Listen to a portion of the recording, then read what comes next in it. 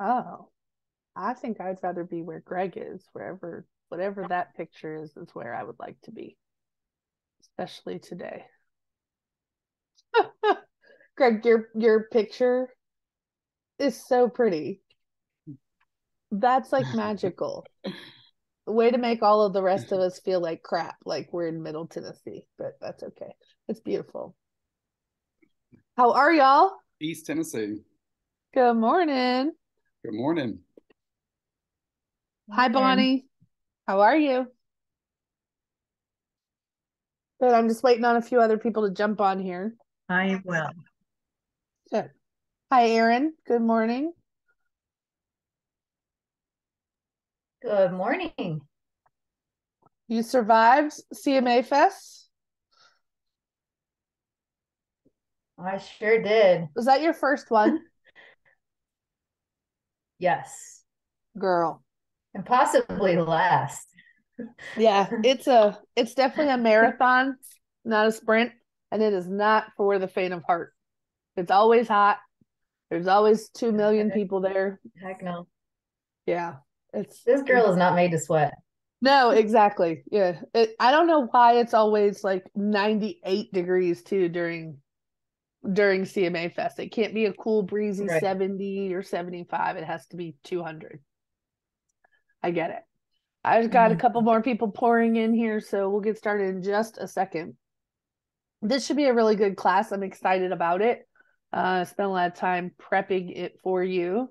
And unfortunately, I've had a lot of experience with conflicts over the years in my career. So I think it's a class that's really important. I don't think a lot of us get training in how to resolve conflicts. We just kind of figure it out on our own. It's definitely a sales skill, it's a people skill, and you're going to have both conflicts with your clients for sure, and you're going to have conflicts with other agents that are going to pop up over and over and over again. But I'm going to try to teach you some strategies to avoid conflicts, obviously, because I feel like if you are armed with some of these skills on the front end, you can avoid some conflicts. You guys know that realtors have great big personalities, right? They're very strong. They always think they know everything, I promise you. Um, they think they know everything, especially the ones like me that have been in the business several decades. They'll be the first to tell you, I've been doing this for 25 years. Hi, good morning. And so that just throws gasoline on the fire for a lot of people. It doesn't actually make people feel when you say something like that, oh, I've been in the business 25 years. It doesn't actually make people feel like, oh, I should listen to what she has to say. It makes people defensive and it makes people feel like, well, why are you bragging? We don't care how long you've been in business. But I will tell you, with 25 years of experience, I have come across a lot of conflicts. Some created by me, mostly not, because I'm perfect. Just kidding. But a lot of conflicts are created. I just see if you guys are awake this morning listening to me. But a lot of the conflicts I've come into contact with could have been avoided. Some of it by my own skill set. As I matured, as I got older, I learned how to avoid some of those conflicts because I'd seen it before. I saw the triggers that told me a conflict was coming, and I could have prepared for it a little differently. I could have de escalated that conflict so that it didn't become an issue. Let me put the handout. I'm excited about how many people are here today. It must have been something y'all needed some help with. Bonnie, click on that link and let me know that goes to your handout for today. Let me know if it goes somewhere else funky, but it's in the chat.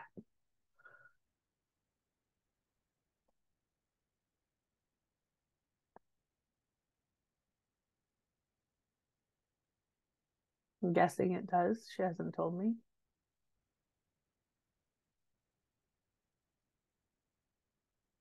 Thank you for whoever chatted me. Thank you, ma'am. I was looking for a thumbs up or a head nod. It's Thank you so there. much. Perfect. All right, there's your handout. Let me share my screen real quick. Oh, don't.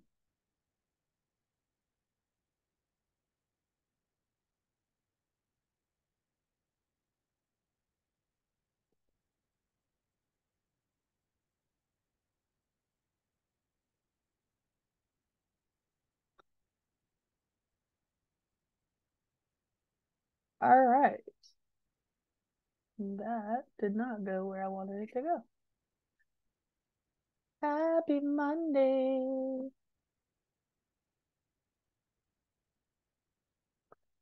All right, there we go. All right, conflict resolution. Let me see what this person says real quick. Oh, I got you, Bonnie. Mine is too, baby. That's why it's taking me a while to open it up, but it's a Monday, you know. All right, let's talk real quick. I want to let you know conflicts are inevitable. You're going to have them no matter what. Remember, we're dealing with the public. We're dealing with all different types of personality types. We're dealing with people in high stressful situations.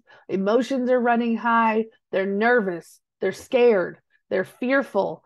Maybe they've had a bad experience before, so they're even more fearful that that same experience might happen again.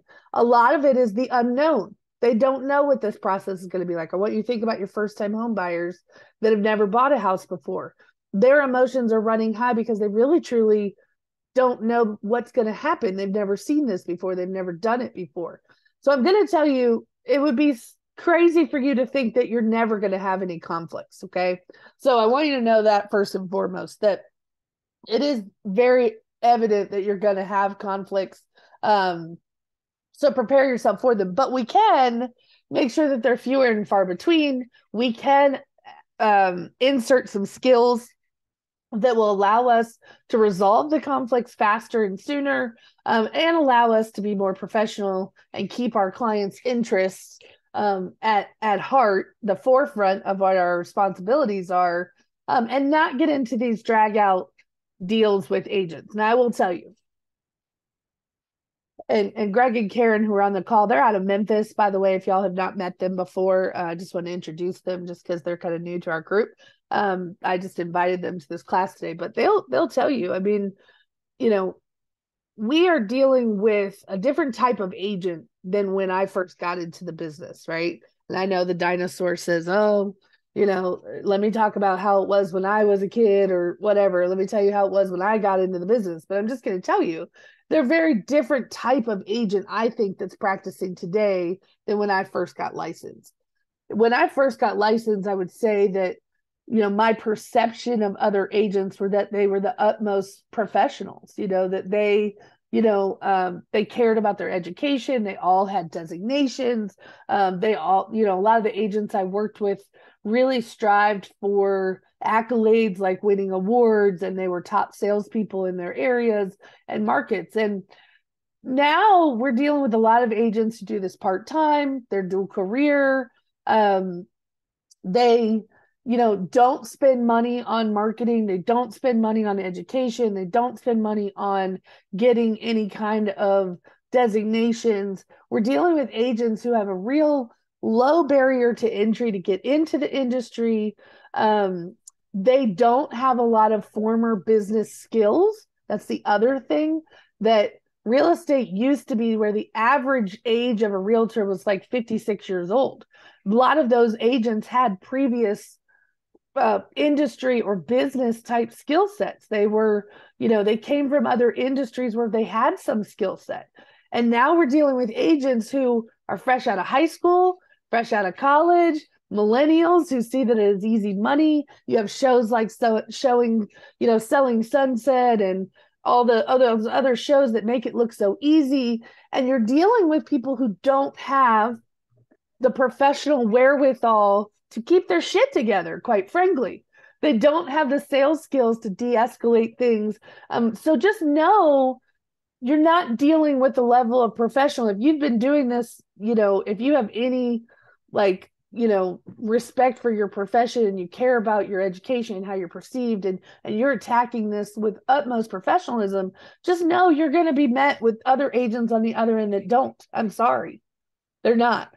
So you're dealing with some people who have a maturity level that's way different than yours. You're dealing with people that maybe have an educational level that's very different than yours. You're also dealing with people who really are in it for the money and not for the best interest of the client, which we're all in it to make money. I get that. But if you're trying to be a lifelong agent, you know, you're not only focused on the paycheck at the end of the day. So just know that conflicts are inevitable. So what happens if we don't resolve conflicts? It's going to impact our clients' feedback, like if we don't resolve the conflict with our client, they might not give us referrals. It might impact our reputation. It might impact our business success. Obviously, if we get bad reviews from clients or agents badmouth us because they had a bad experience with us. All of those can be catastrophic to your business and counterproductive. Let's talk about the definition of a conflict. Conflict as a disagreement or clash of interests between parties involved in a real estate transaction. Now, some of you, and I'm talking to some of my newer agents now, the first sight of conflict, you run and hide. You all of a sudden don't answer the phone anymore. You're only dealing with text because you're afraid. You don't know how to respond. The other agent is a bully. The client is a bully. You see their name come up on the phone and you go, oh God, I'm not doing that today. Not today, Satan. And I'm just telling you, those are avoidance styles. We're going to talk about different styles that people have when trying to avoid conflicts. But the reality is that sometimes it's just a change in tone or the way someone makes you feel.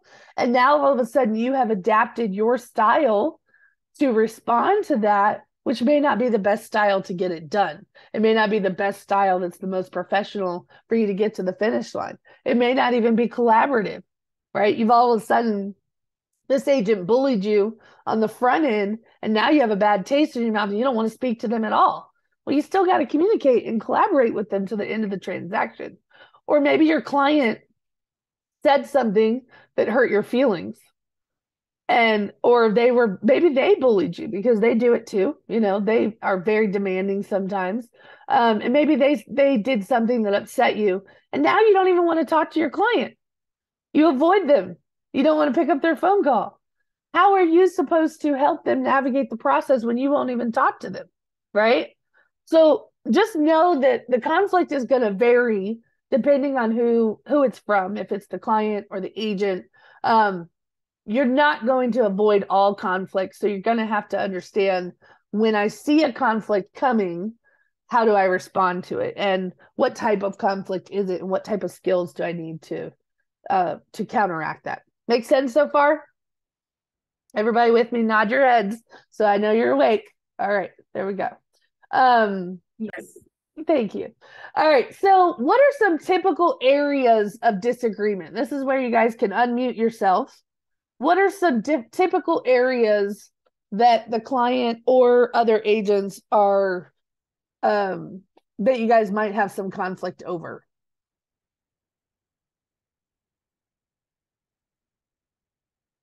Come on, this isn't y'all's first day. Price. Price, definitely. You're trying to convince either your client what the price should be, or you're trying to convince your client that the price is fair. But price is a big one that we argue over. What else? Repairs. Repairs and how to Repairs. navigate them, how to negotiate them, which ones are more important than others. I'm finishing my yogurt, forgive me. What else?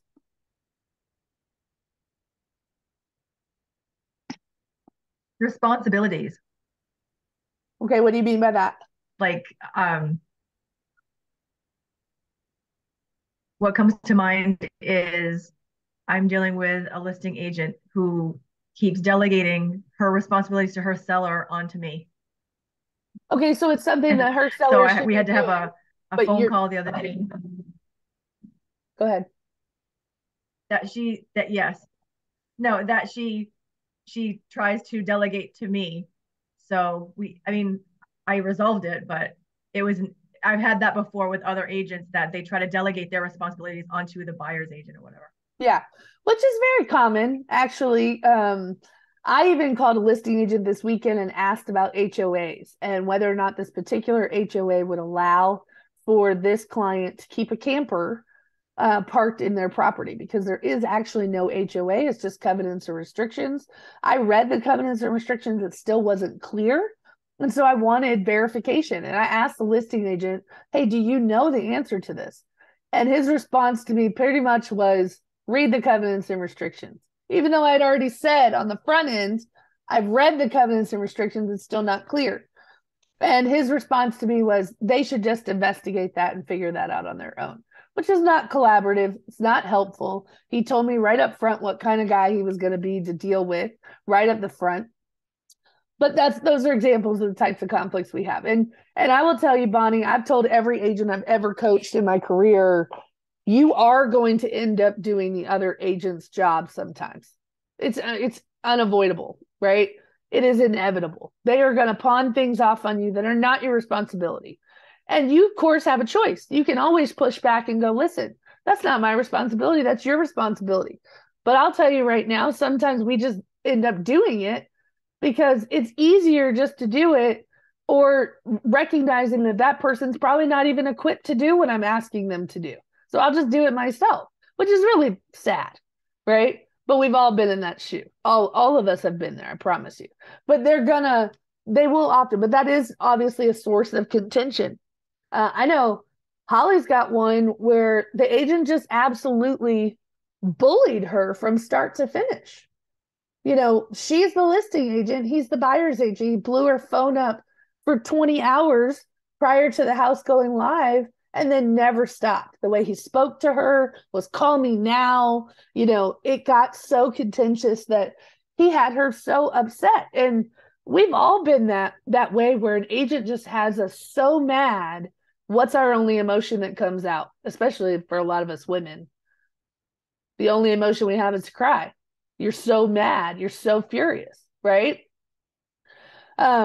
Claire said, no one's making me cry. But I'm just saying, like, when you get so mad, that's not what you said. It's just what your face looked like it said. But that's honestly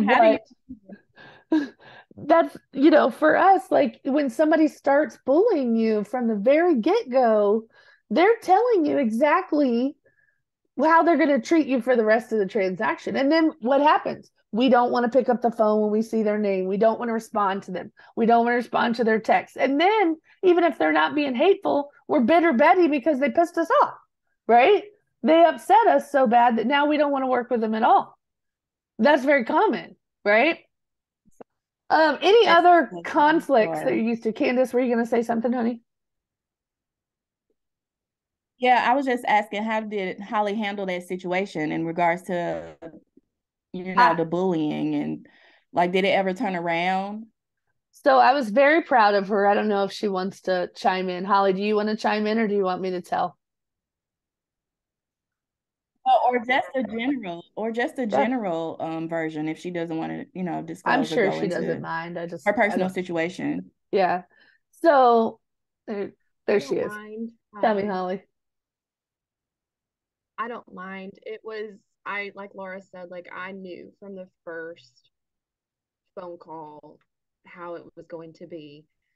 I don't know how deep you want me to go into this. He basically was mad that we had 2 properties to sell and that his buyer potentially was not going to get one of those homes because I did not have the other one under contract at the time.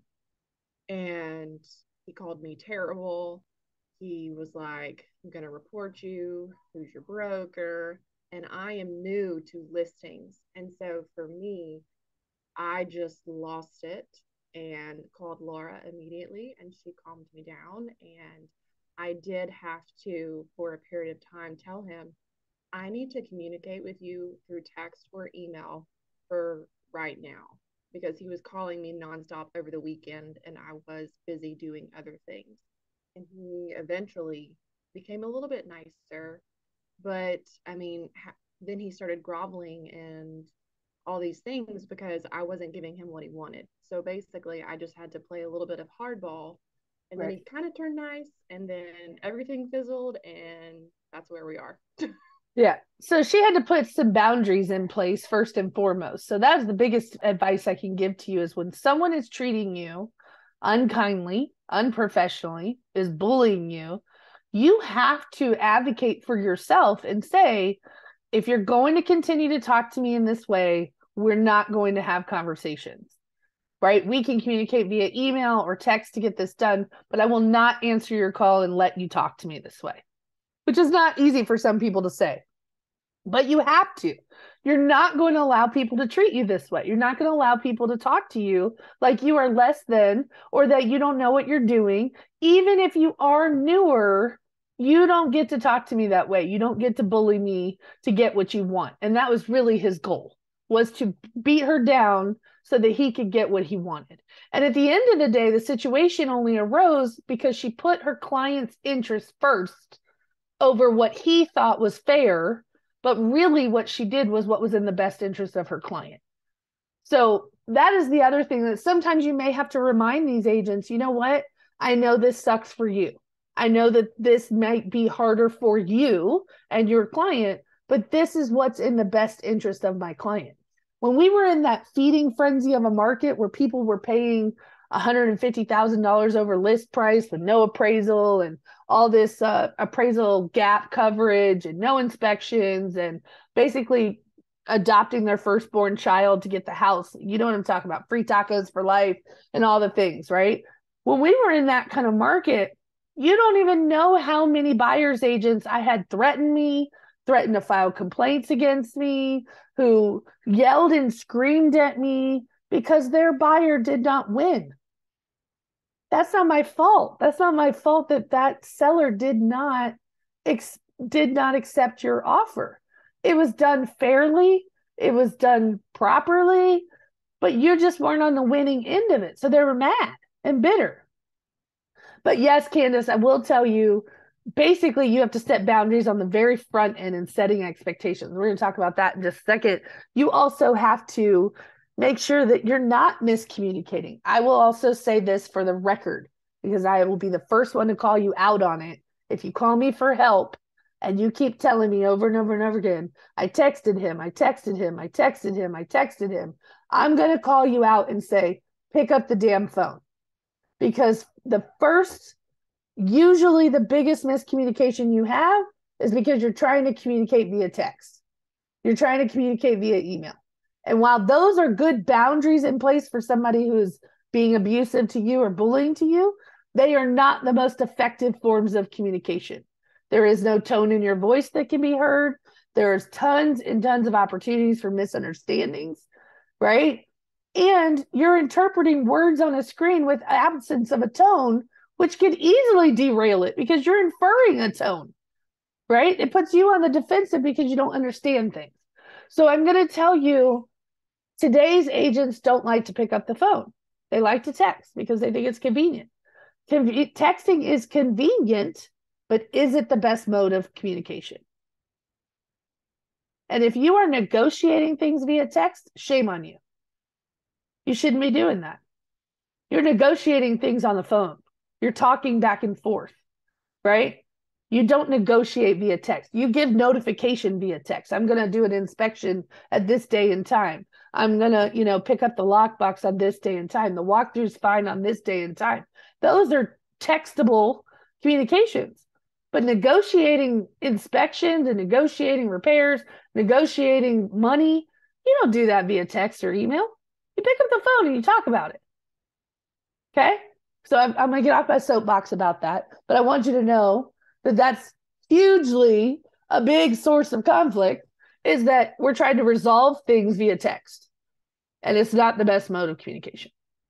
So price, property condition, contract terms, inspection results, negotiations, those are big sources of conflict. The other sources of conflict is just not preparing the person for what to expect, right? The buyers typically have conflicts when they don't know what's going on.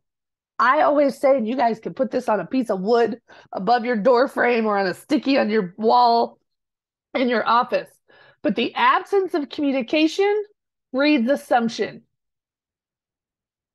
You know what assumption does, right? So yeah, there you go. So if you want people to not know what to expect, don't tell them. Just let them guess for themselves. But the more input you put on the front end, the better your output is going to be, the more your client understands the process. The client understands what your goals are. The client understands how you're attacking the home inspection. You don't have to fight with your client about which items to address because we've already addressed them on the front end before we ever even ordered the inspection. So I'm going to repeat this again. If you've heard me say this 100 times, I don't care. You get to hear it 101, right? When we are scheduling the home inspection, we are breaking down for our client that really when we get that inspection, we are relegating our repairs to what I call the Fab Five. The Fab Five is going to be the roof and the foundation, plumbing and electrical. It's going to be structural or the HVAC, right? Structural, and then usually water intrusion, and then safety. If it doesn't fit in one of those 5 categories, it's typically cosmetic, right? And so if you've told your client on the front end, we are looking for things in this 5 categories: the roof, HVAC, plumbing and electrical, foundation and structural, and safety.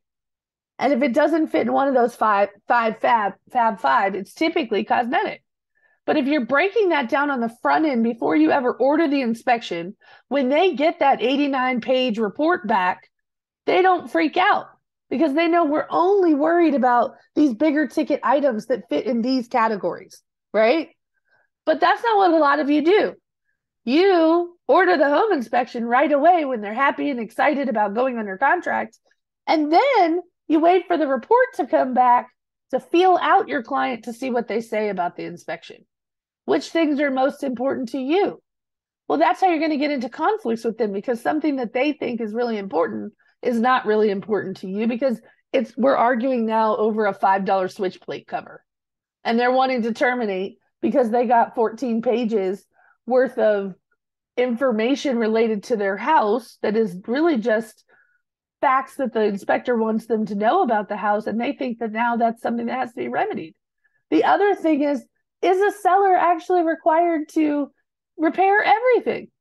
They don't have to fix anything. Actually, they can sell it as is. They don't have to fix anything. So when you wait to see what's important to your buyer, you're missing the point. You get to control the transaction. You get to control how your client feels about the inspection items. You get to drive the ship and manage their expectations about which things are we really looking for. You guys are looking at the inspection. I say you guys, but I just mean most agents look at the inspection as, what things do I have to get fixed by the seller to make the buyer happy?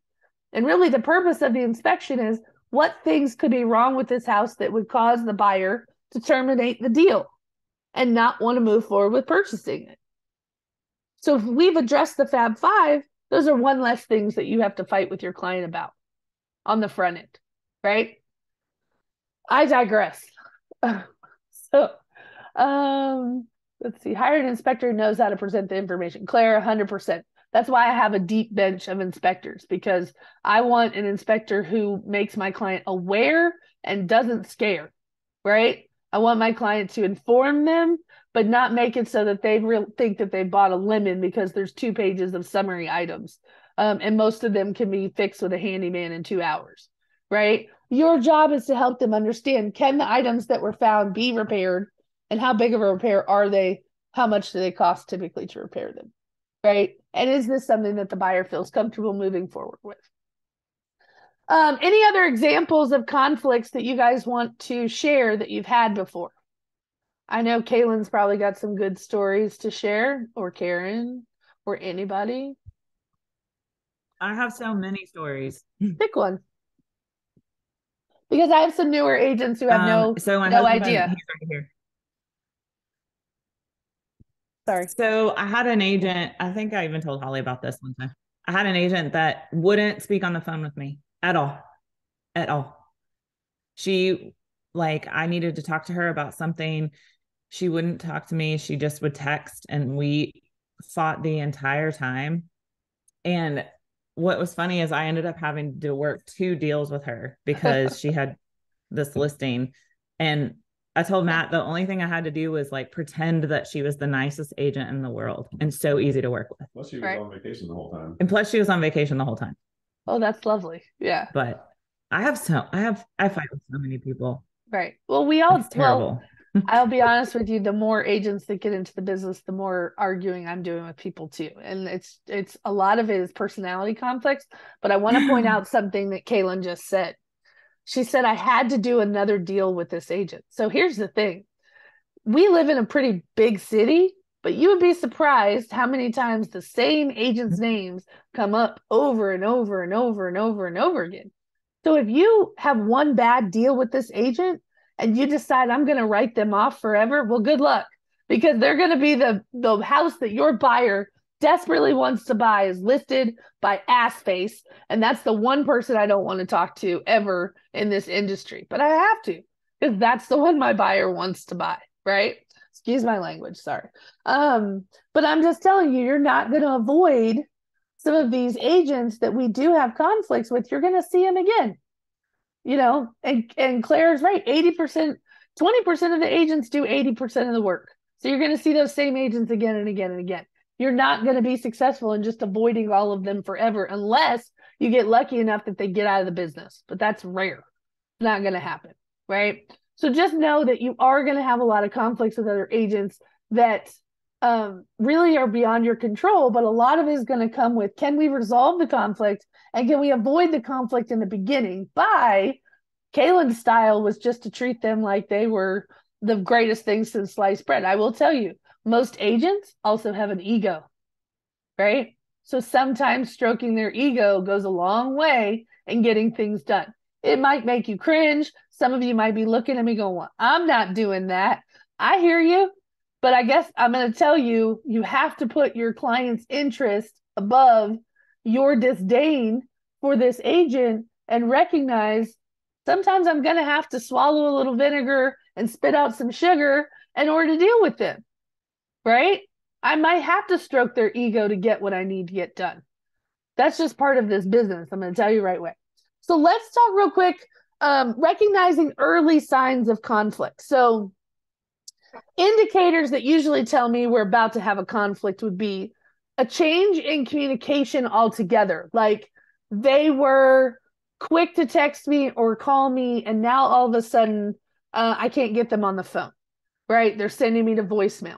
Or the change in communication tone. They were sweet as pie in the beginning, and now they're beginning to be a little terse with me, a little short with me, or even sarcastic or saying nasty things to me.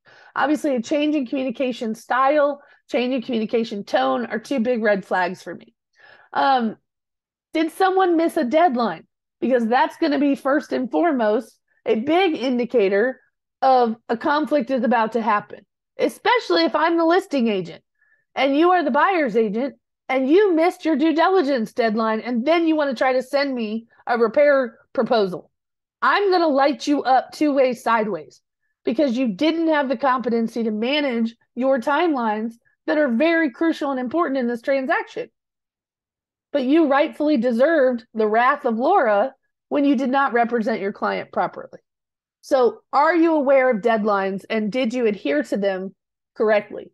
And did you share those deadlines with the other side? It's not a secret. When you're the buyer's agent and you have all your dates figured out. I do have a sheet that's called Important Dates and Deadlines for Tennessee that basically allows you to put all the dates on one sheet that has, it's kind of like a checklist for your buyer and it has dates for everything that's due on the left-hand side. Share that with the listing agent. So you're both working from the same dates. You would be amazed how many agents cannot calculate when the due diligence period expires, whether or not something rolls over to the next day, if it's a holiday or a weekend. And so go ahead and fill it out and share it with the listing agent so that we're both operating from the same dates. The other thing is if you're a listing agent and that due diligence period is coming due, don't wait until it passes to check in with them and say, hey, are we going to get a repair proposal or a repair amendment? Some of you may say, well, that's on them. That's not my responsibility. But at the end of the day, does it make the transaction move along smoother? Your job is not to play a gotcha or ha ha. You missed your deadline. Now I don't have to do anything. Your job is to get it to the closing table where both parties are happy, right? So sometimes you're going to have to do other people's jobs. Sometimes you're going to have to send reminders. Hey, I haven't gotten a repair amendment from you and your deadline is in 2 days. When can I expect it? That's proper communication on the front end, right? Increased tension is it becoming too stressful? So there are going to be sellers who are going to freak out at you because living in your home and putting your house on the market are not fun. Okay, especially when you have 3 kids, all your showings are at dinner time. You have to keep your house clean all the time. Maybe you have to wrangle 3 cats and 2 dogs plus 5 kids to get out of the house. God bless it. But whatever it is, it's not convenient. And so your seller might start to get increased stress the more showings they have, and they thought maybe they would have sold their house by now. They're going to start to get upset. And you're going to need to remember to proactively calm them down and say, I know this isn't convenient. I know this isn't fun. Just hang in there with me a little while longer. I'm certain the right buyer is going to come along. Or maybe you help your client out. Send them to dinner one night. Then, help them out fighting, whatever it is you need to do to soften the blow of the stress that is putting their house on the market. Okay.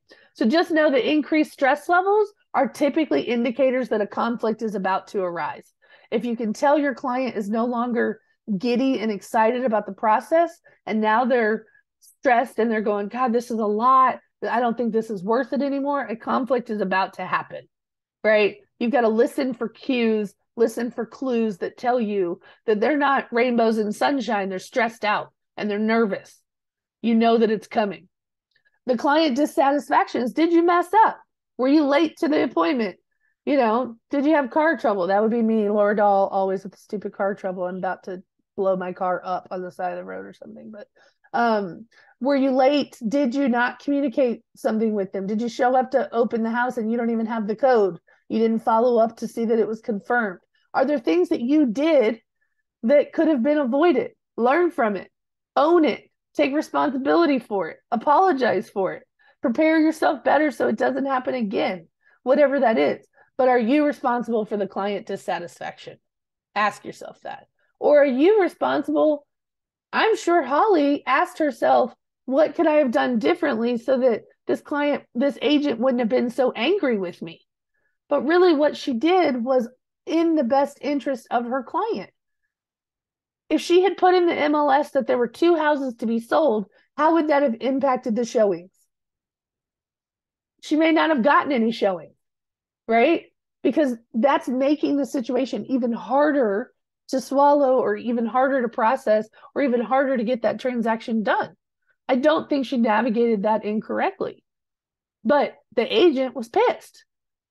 You've got to do what's best for your client. And sometimes that's not going to coincide with what the agent expects of you or what they want from you, because they have their own agenda, right? So let's talk about conflict resolution styles. There's 5 different styles that you should be aware of. And now we're just doing some basic sales training. So collaborative problem solving style is just what it sounds like. It's basically trying to find mutually beneficial solutions. It's basically actively listening to all parties involved, trying to find creative solutions. I will tell you, when people ask me what I do, one of the biggest thing I do is problem solve. That's what we do, because there's going to be problems that are going to come up in this transaction, either with your client or with the other agent or with the other agent's client. And you've got to be problem solving. You have to put your hat on that says, how can we get around this hurdle? When your client's lender calls you and says, oh, they don't qualify anymore because they went out and bought a car.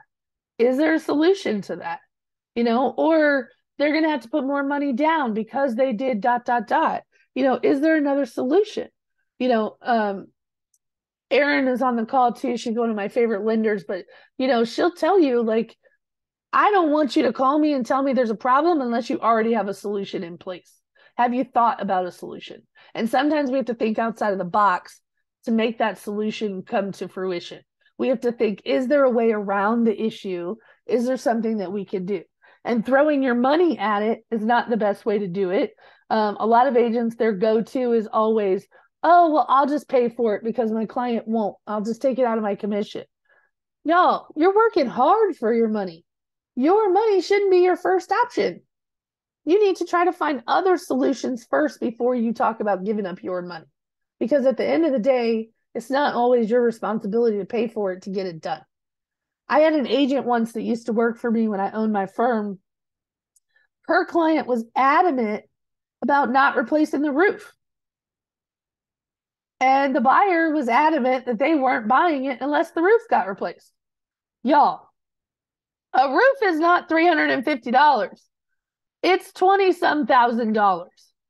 So this agent, God bless her, and I'll just say rest in peace, because unfortunately she's passed on now. But I will tell you, she paid for a roof to get the deal done. The dumbest thing I've ever heard in my entire life.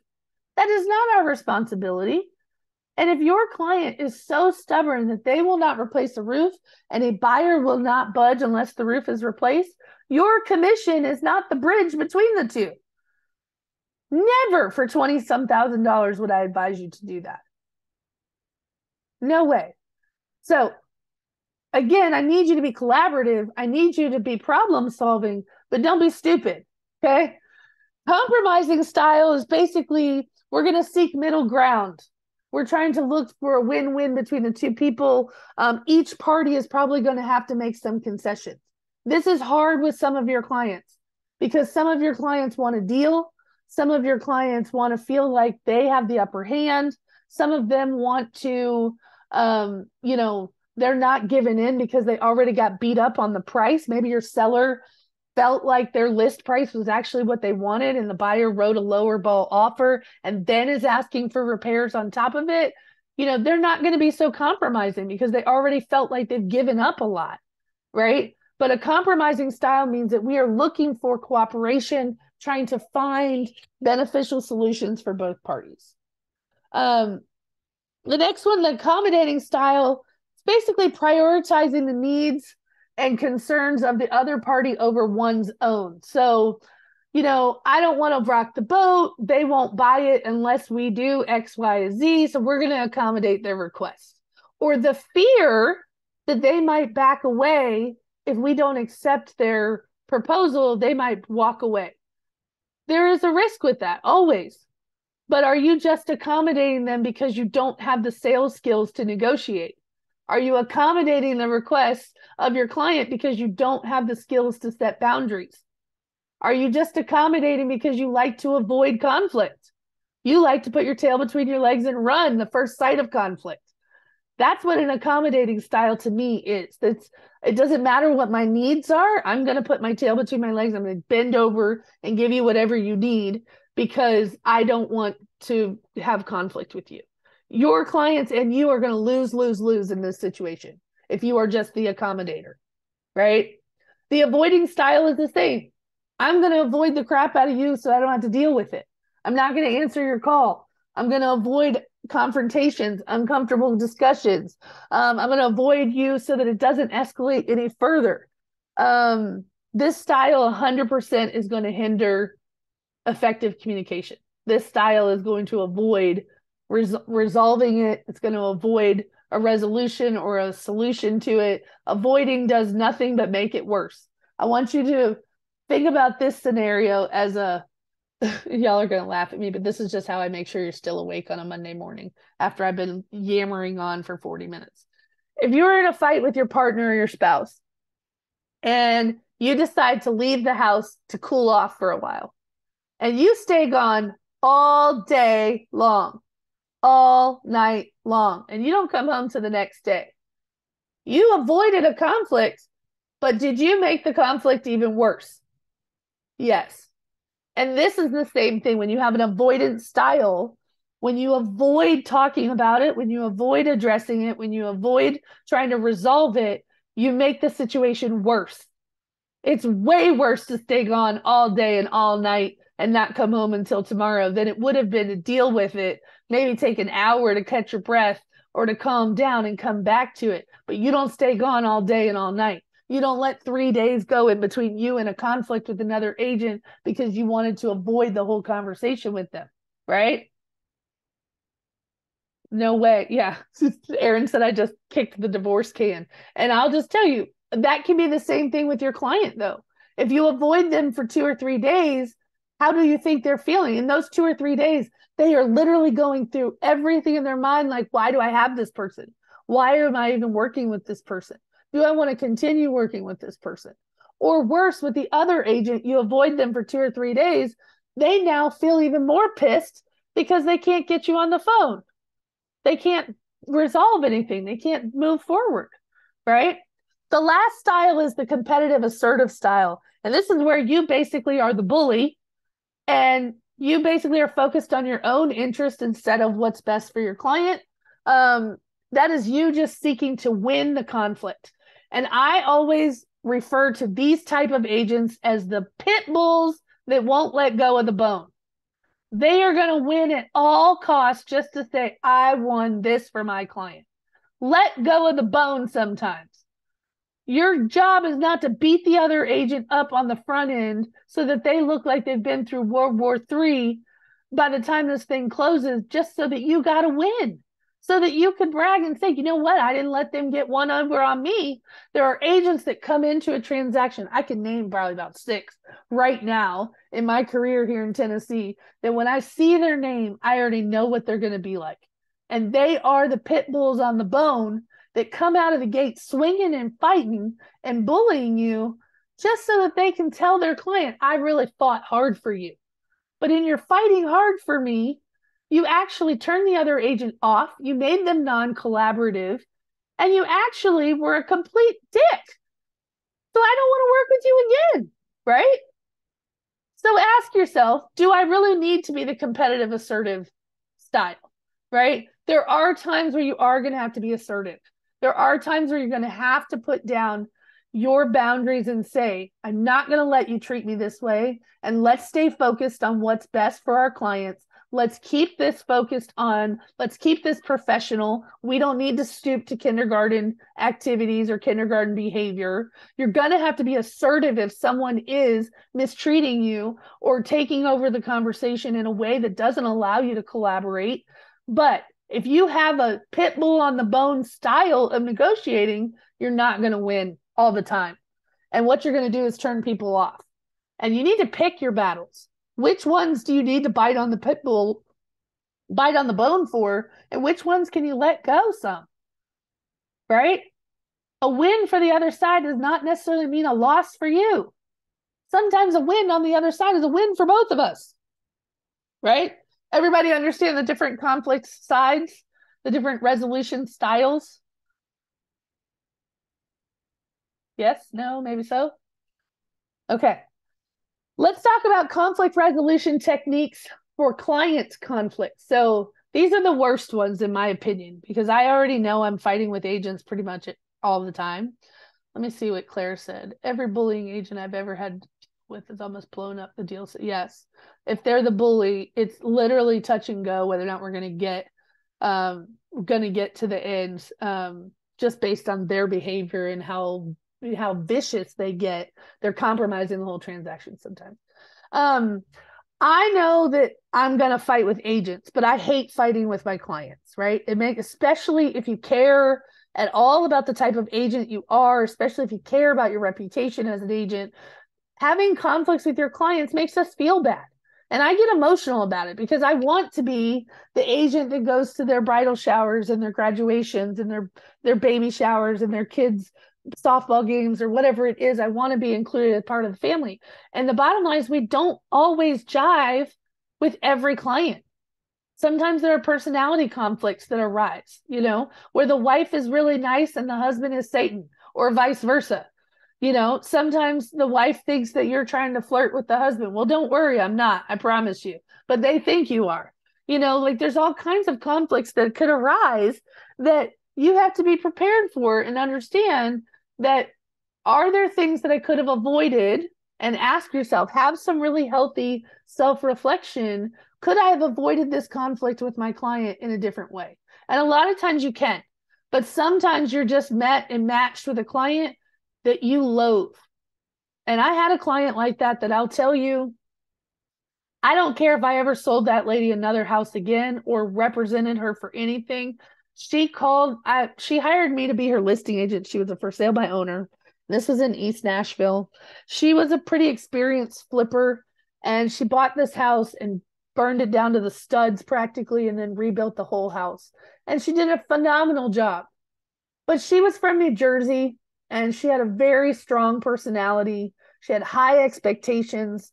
And I barely got through that transaction unscathed. There was a lot of conflict with her, a lot of conflict with her expectations of me, a lot of conflict with her feeling like she was getting taken advantage of, even though the offer was actually very fair.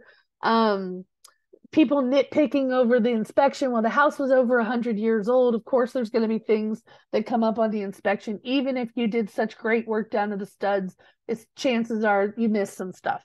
So, or you cut some corners somewhere. And so she was very difficult.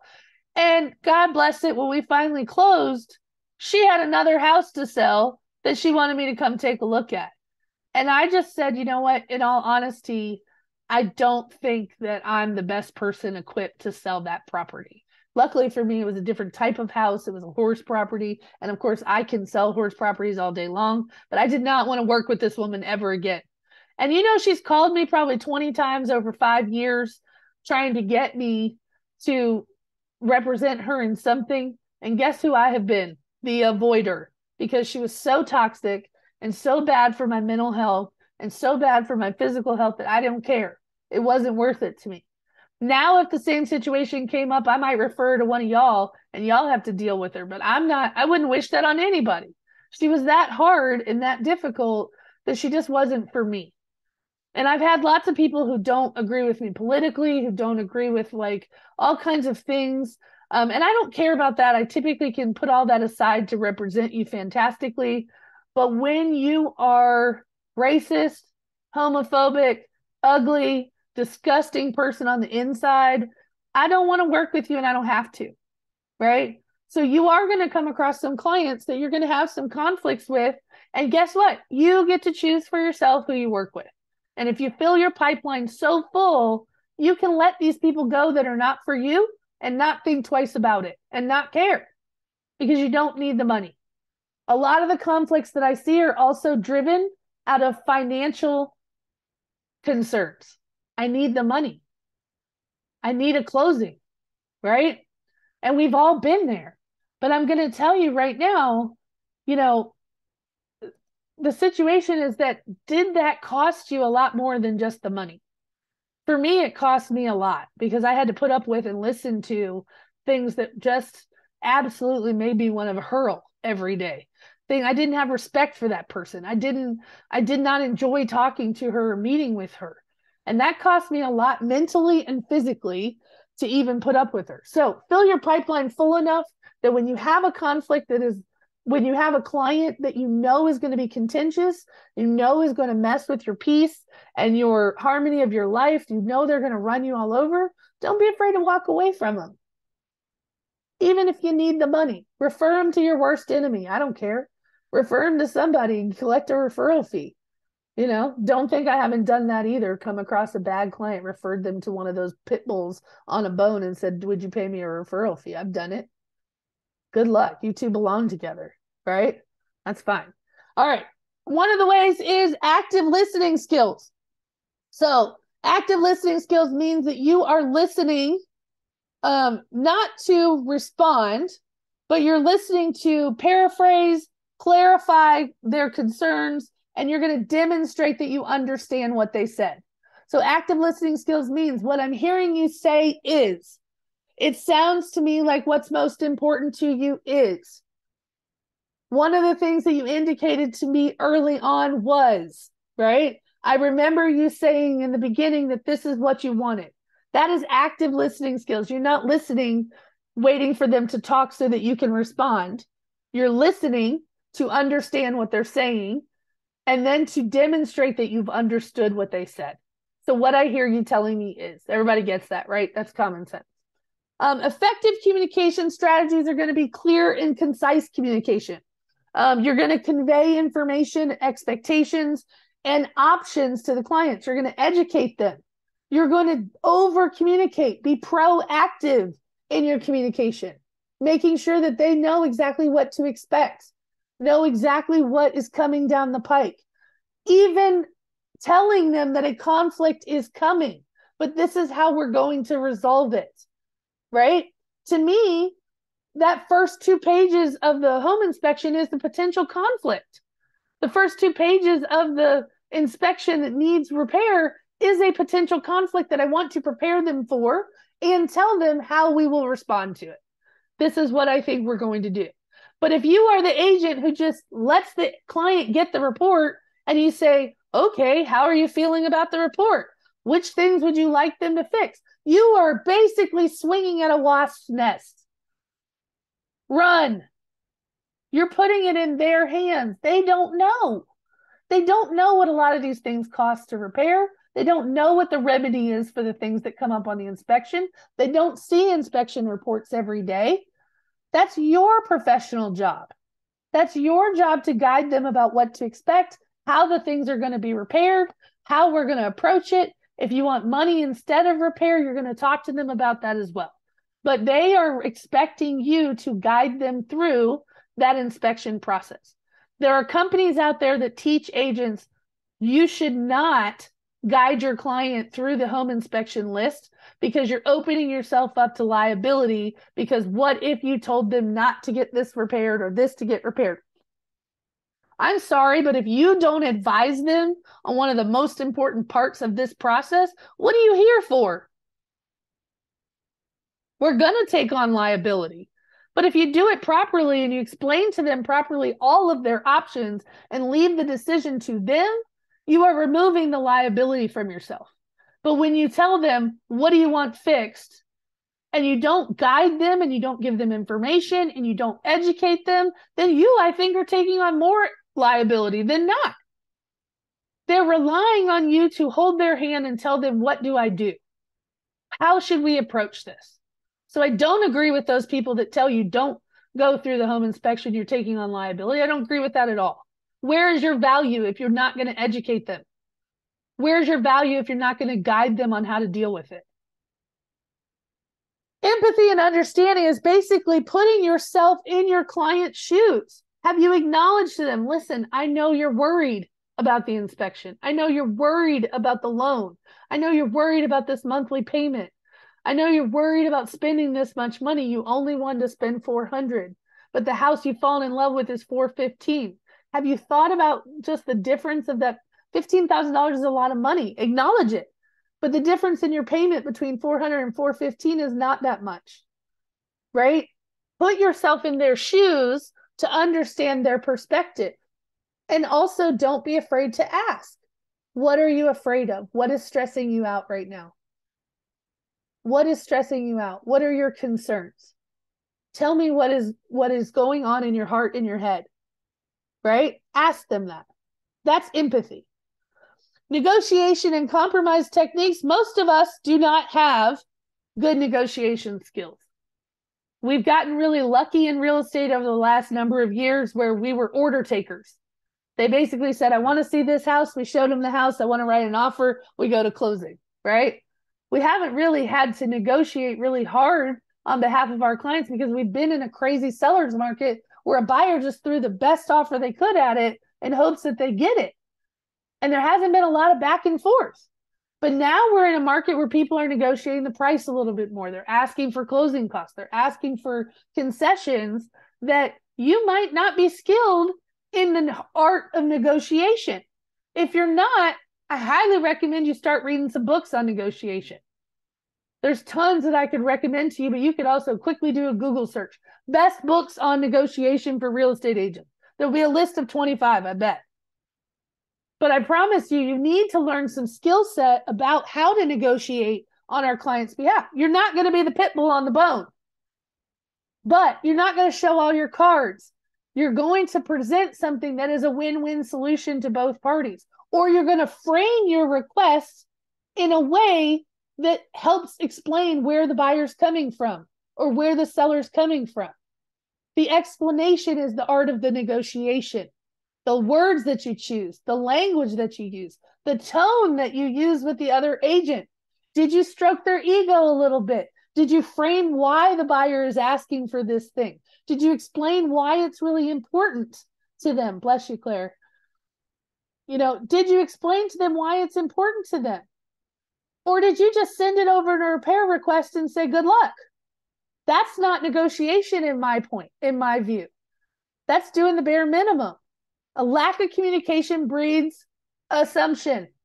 And if I communicate all these things to you about why this is important, why that's so important to them, you're more likely to understand how big of a deal it is to my client instead of just scratching it off when you're talking to your sellers, right? So are you a good negotiator? And if you're not, improve your skill set by becoming a better communicator, a better negotiator. Do you have creative solutions? Are they mutually beneficial? Is there a compromise that we can make? Managing your client expectations basically is just going to boil down to, did you set realistic expectations with them? Have you discussed the importance of transparency and proactive communication in order to make sure that they have solid expectations? Are you calling your client in advance of their question with the answer to their question, or are you waiting on your client to call you to ask? That's proactive communication. Proactively checking in with the listing agent to see if they have a response to your offer instead of waiting for your client to say, have you heard anything? Right? All of that proactive communication is going to help.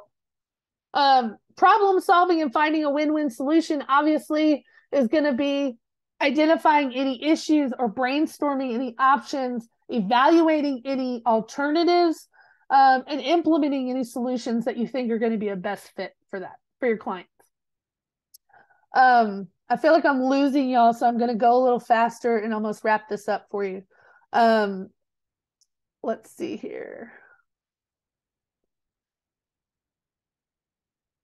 The techniques to resolve conflicts with our clients, like, you do need to have assertive communication. You need to make sure that our clients understand that, I'm not going to let you bully me. I'm not going to let you, make me feel some kind of way like I'm a bad agent. I'm not going to let you question my role here.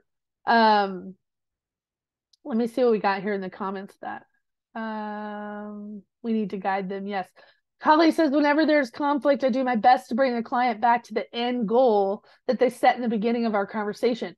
This is beautiful. And Holly has a prime example with these clients that she was just had that conflict with the other agent. She also had a conflict with the client in the same transaction. This poor transaction put Holly through the ringer, but she had a conflict with the client in this transaction as well. Bless her heart. She just needs a softball, she keeps getting these curveballs and fastballs but let me tell you what she is doing. She's learning a lot, but man, we don't want to learn that way. We want to learn a little easier. But she also had a conflict with the client, and she had to remind them, listen, let's keep our eyes focused on the bigger picture. What is the end result here? Is this worth walking away from? I want to remind you what you told me in the beginning of this, what our goal was. And the goal was for you and your mom to live together. And that's where we're headed towards, right? Sometimes you have to remind them, like she said, about what they said or how they felt in the beginning or what they communicated to you. I win or else perspective. I agree with you. I don't like those. There's Claire asked about the books on negotiation. I'll actually post. I actually have a sheet that has some books on negotiation that was part of a RECoachCrate I did on the art of negotiation. I think it was in the bonus material. So I'll post that in the Facebook group for you. I don't like the I win or else. Again, I'm always seeking for mutual collaborative, both a win-win situation for everybody. So I don't like those that are like, I win, you lose, so what? That's not how I roll. So I want everybody to feel like they had a good experience and not because I beat them up and they need band-aids when they're done with the whole transaction, right? With our clients, you do need to be assertive at times. You need to put boundaries in place. You do need to be an active listener. Paraphrase what they said. Clarify their concerns. Put yourself in their shoes with empathy. Work on your negotiation techniques. All right, these other agents, conflicts with other agents are going to happen. We told you. You're going to be dealing with some real yahoos. But one of the ways that you can work on avoiding conflict is by building rapport with them. Where do you think you build the most rapport with another agent? In what step of the process?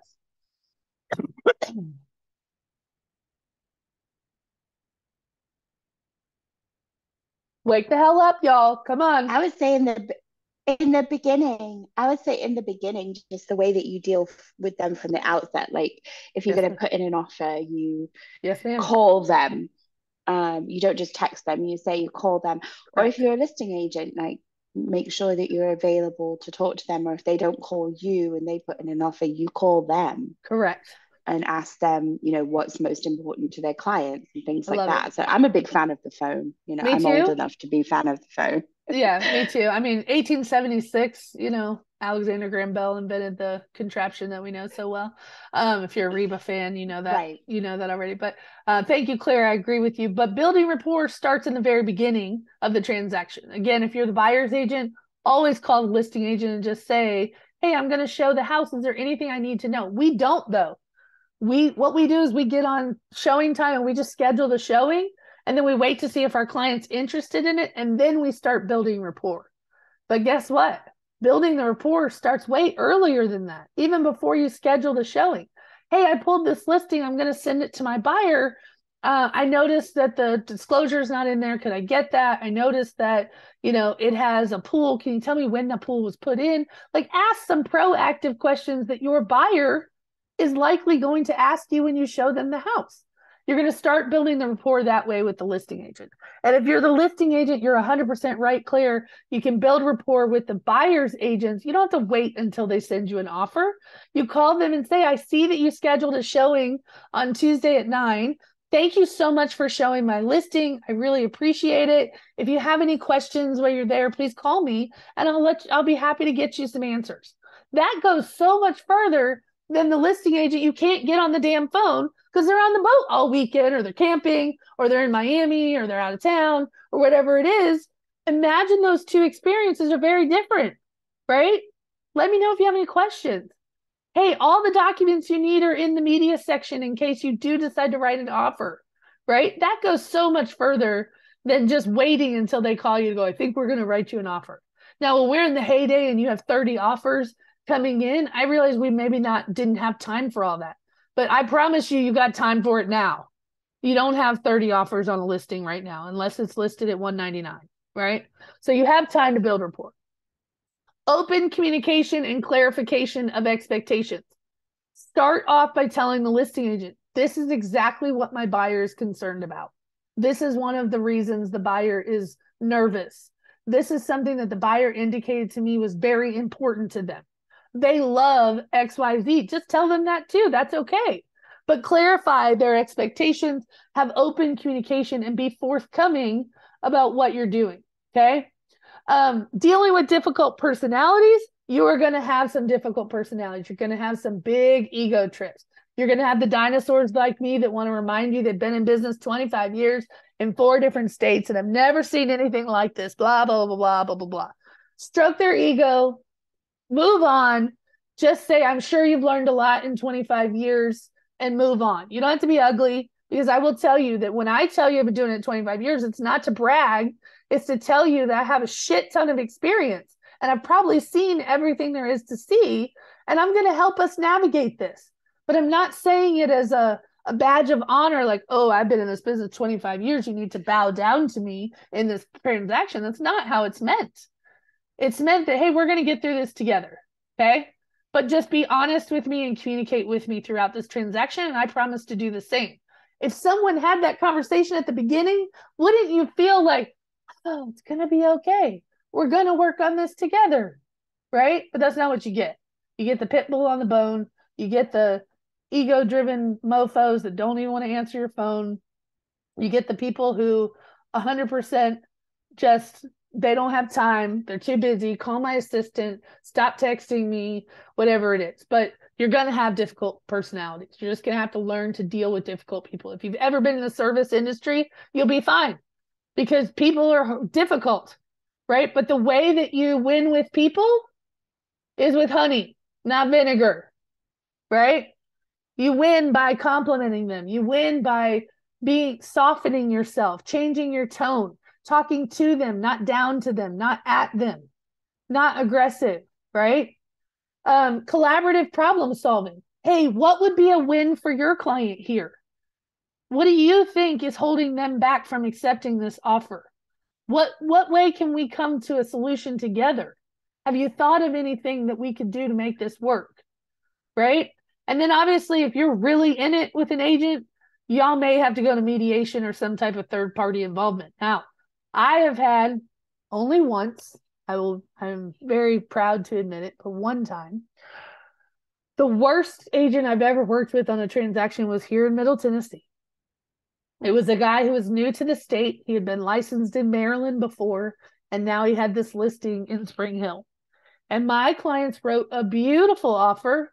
The only thing that they asked for, and at this time, the seller in Williamson County paid the title expenses. It was very customary and common. We weren't in a multiple offer crazy bidding situation. And the only thing my buyer asked for was for the seller to pay the title insurance. And this agent calls me up screaming and yelling at me saying, why did you ask for concessions? And I said, well, actually, it's very customary in this county for sellers to pay the title insurance on behalf of buyers. That's bullshit. I've never heard of that in my whole life. Well, I'm going to encourage you to call your broker and ask him, because he will tell you. I'm not sure, how long you've been selling in Middle Tennessee. Here was my mistake. I said, I'm not sure how long you've been selling in Middle Tennessee. He got mad. But the reality was that was his first transaction in Middle Tennessee. He didn't know. So I had to get his broker involved. He threatened me. He recorded every conversation we had from there on out. He was belligerent. He bullied me. He basically told me that he would not talk to me without recording everything that we had to say. And come to find out at the end of the day, the client was his sister, and he never disclosed that he had a personal interest in the property. So at the end of the day, I'm just going to tell you that you are sometimes going to have to get a third party involved. And if you feel like the conversation and the communication with this other agent is not going well enough to get to the end goal, then you may have to call their broker and say, I need help. And we're not meeting in the minds. We're not communicating effectively. But I think it's compromising my client's agenda or their goals because I cannot communicate with your agent appropriately. And back it up and document what has happened. But you do have the ability to get somebody's broker involved if you need to. Okay. You may just need, here's the other thing too. This is a life hack, not just a business hack.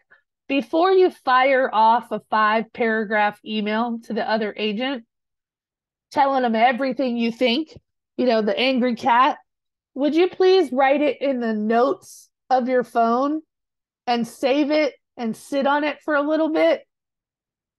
It's the same thing as if you're like mad at your spouse. Before you send the message, just put it in your notes and wait and walk away and come back and reread it and look and see if there's effort there to revise what you said, or maybe how you said it, the language that you used. When you are angry or upset or defensive, there is no good communication that comes out of that. So I'm going to encourage you to use drafts and don't send until you really have thought about, do I want to send this? Right? Have a friend look at it. Have me read it. I will edit it and tell you, oh no, take that sentence out. That's gasoline, right? But don't fire off angry text messages or emails that could only exacerbate the situation. Okay? You guys with me there? I'm almost done. Conflict strategies to resolve conflicts with other agents. Again, is your paperwork correct? Do you have shit filled out properly? Do they have to chase you down for your addendums or disclosures? Because that would have caused a conflict for me. You're sloppy. Right? Are you setting realistic expectations from the beginning with the other agent? Hey, this is how we're going to work together. Are you managing your time effectively? And are you organized? Do you have all your dates on the calendar? Every time I go under contract, there are 5 dates that go on my calendar. The binding agreement date, is always forefront for me, but my inspection due diligence period, when my earnest money is due, when the appraisal is due, when my final walkthrough is, and when closing is. Those 5 dates go on my calendar for every file. So you'll see in my calendar, it says INSP and the address. That's when my due diligence is due for it, right? EMD due, and it'll be on my calendar. Final walkthrough, closing, right? Appraisal due, right? All of those dates go on my calendar. If I am managing my time effectively and correctly, and I'm organized, there are less likely conflicts that are going to arise by missing deadlines that are important. Are you proactively communicating, and are you responsive? If someone reaches out to you and leaves you a message, do you ever call them back? If someone texted you, do you wait 4 days to reply? Right? I'm not even going to call you out by your name, but are you responsive? Are you culturally sensitive? Do you understand diversity? Are you working with someone of another culture, of another race, of another religion, of another whatever that's different than you? Do you understand how that's different and how that might impact the transaction? Do you understand how they navigate? There are some cultures that don't work well with women. Is that coming into play? Is that affecting how we're behaving with each other? Right? Are you sensitive to it? Do you have the emotional intelligence to avoid or to try to de-escalate things? Do you understand emotions in conflict situations? What emotions start to come up when there is a conflict? People are fearful, they're stressed, they're scared, they're nervous, they're anxious, right? What emotions come up in a real estate transaction, and how can you avoid them from taking it? The other part is, if you are emotionally driven to respond, take a break, back away. It doesn't require an immediate response. If you are emotionally charged and you are not about to have crystal clear communication, you're not about to have communication that is effective for the goals in mind, you're just doing more damage. Is that something you need to send? Is it something you need to say? Can it be rephrased or reworded so that it's not so awful, so that it's not so tactful, right? Just understanding the emotions that could arise and then managing your personal emotions. I learned a really hard lesson about putting clients' interests above my own once. I actually was representing both parties, both the buyer and the seller, which is dual agency for those of you that don't know, and is very, very difficult to do. I don't recommend it for anybody, but this was in Virginia years and years and years ago in my career. And I had both parties sit at my dining room table so that nobody got the benefit of my representation alone. So I've had them both come to my dining room table. We both ironed out what was important to each one, and we drafted the offer right there at the table, right? Which is, in my opinion, the only way you can do dual agency, is that nobody gets the benefit without the other one, right? But it's still very sticky and it's very tricky. We got into a trouble when the inspection came back and the buyer and the seller did not agree to a lot of repairs. And the buyer was about to walk away.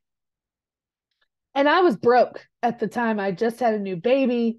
My husband was in residency, so he made $1,000 a month. He didn't make very much money. And we were broke. And I made a comment that said, well, if this doesn't close, I stand to lose $20,000. And that is true. But my client looked at me and he said, if this doesn't close, my house is worth about $750,000. And I was younger, obviously, but all I could think about was, if this doesn't close, I don't get paid. And really, his interest was, if this doesn't close, I still have to sell my house. And I vocalized my concern and put my concern over his, right? So I learned that lesson that day, that it doesn't matter how broke we are. I will tell you that money is usually the root of why agents argue with each other. They argue over commission, over the commission splits. They argue over someone being unreasonable over $1,200. They argue over they're broke and they need this to close. So that's why they're more passionate, why they're fighting more, why they're the pit bull on the bone. Your financial situation has nothing to do with the interests of the client. Yes, you need the money, but your interests do not trump theirs.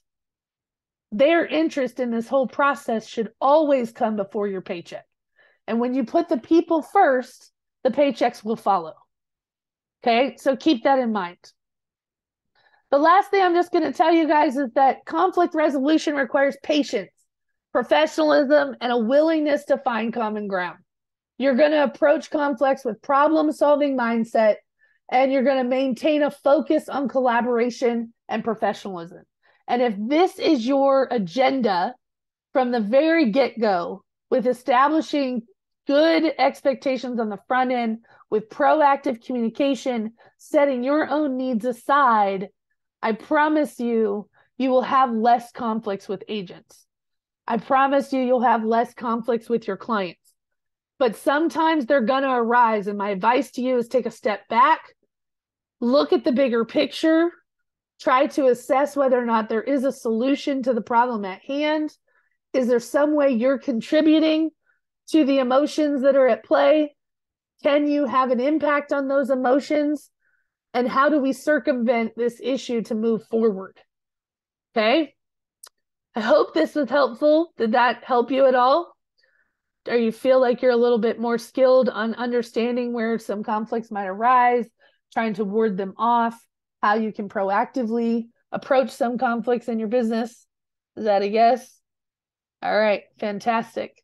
Next week, we are talking about scripts that work.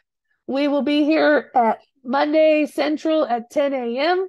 We're going to talk about scripts, why they're important, how you're going to use them. I'm going to talk about my 5 favorite scripts that I think you need to learn and practice. The other thing I will tell you about scripts is that I don't love scripts. Like, again, no one likes to be robotic, but what scripts do are give you language where you don't have any. So when you get in that position, in that situation, you know how to respond because you practiced it. You're prepared. You know which areas to cover and which things to talk about. And then you can make them your own. You can massage them and give your own voice to them. But the scripts give you language where you don't have any before. Okay?